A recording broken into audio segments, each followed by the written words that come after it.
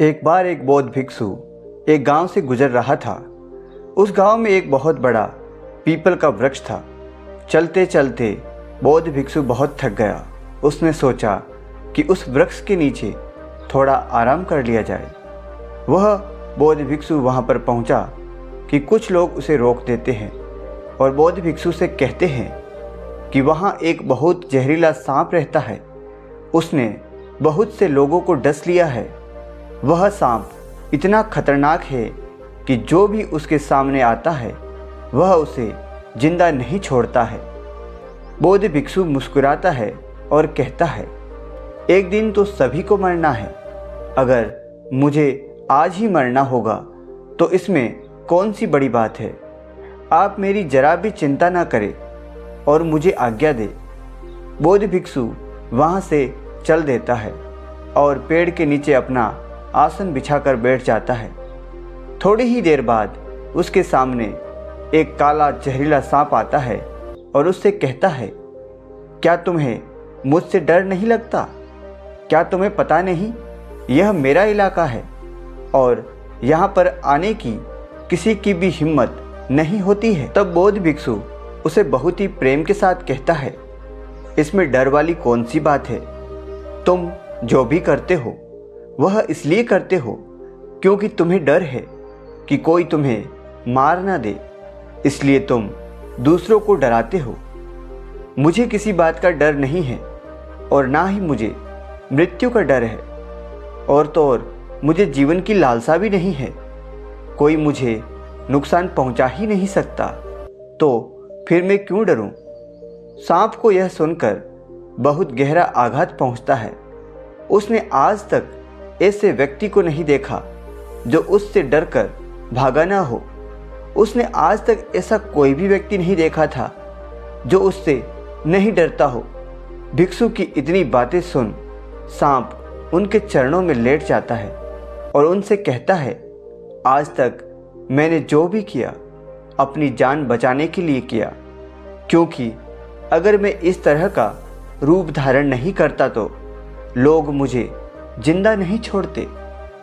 तब भिक्षु उससे कहता है, तुम एकदम सही कह रहे हो, लेकिन अगर तुम इस मोह से मुक्त होना चाहते हो तो तुम एकदम शांत हो जाओ, प्रेम से भर जाओ और यह जानो कि एक दिन जीवन समाप्त हो ही जाएगा। उसके लिए बुरे कर्म करने की कोई आवश्यकता नहीं है। इतना कहकर वह बौद्ध भिक्षु वहाँ से चला जाता है और सांप उस भिक्षु की सारी बातें अपने दिमाग में बिठा लेता है और वह यह तय करता है कि आज से वह कोई भी गलत काम नहीं करेगा। सांप सभी बुरे कर्मों को छोड़ देता है, लेकिन इसका उस पर उल्टा असर होता है।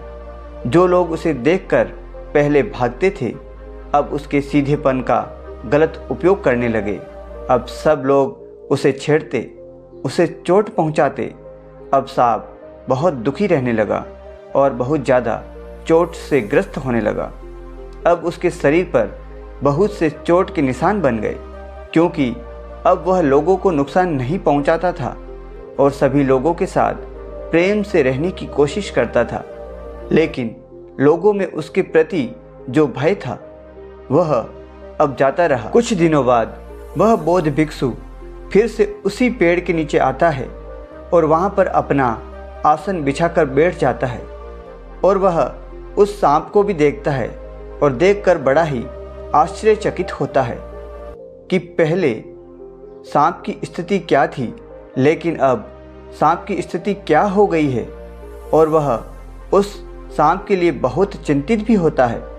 भिक्षु को देखकर सांप कहता है कि हे भिक्षु, जब से आपने मुझसे कहा कि मैं शांत हो जाऊं और प्रेम को अपनाऊं, तब से लोगों ने मुझसे बहुत ही गलत व्यवहार करना शुरू कर दिया, जिससे मुझे जीवन जीने में बहुत कठिनाई हो रही है।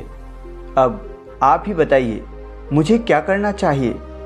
तब भिक्षु उस सांप से कहता है कि हे मित्र, मैंने तुमसे यह भी नहीं कहा था कि तुम अपने स्वभाव को ही बदल लो। तुम एक सांप हो और क्रूरता ही तुम्हारा स्वभाव है। अगर तुम क्रूरता नहीं रखोगे तो लोग तुम्हें खत्म कर देंगे। लेकिन इसका मतलब यह भी नहीं है कि तुम्हारे भीतर जो उद्देश्य है उसे गलत रखो। तुम्हें भीतर से अपने आप को सही रखना है और बाहर से खुद को वही दिखाना है जो ज़रूरी है, क्योंकि सांप एक जहरीला जीव है और लोगों में उसके लिए भय होना आवश्यक है। अगर लोगों के अंदर तुम्हारे लिए भय नहीं रहेगा तो लोग तुम्हें हानि ही पहुंचाएंगे, लेकिन तुम्हें भीतर से अपने आप को सही रखना है। इसलिए तुम्हें किसी को नुकसान नहीं पहुंचाना है, केवल अपना भय बनाए रखना है। सांप भिक्षु की बातें समझ गया था।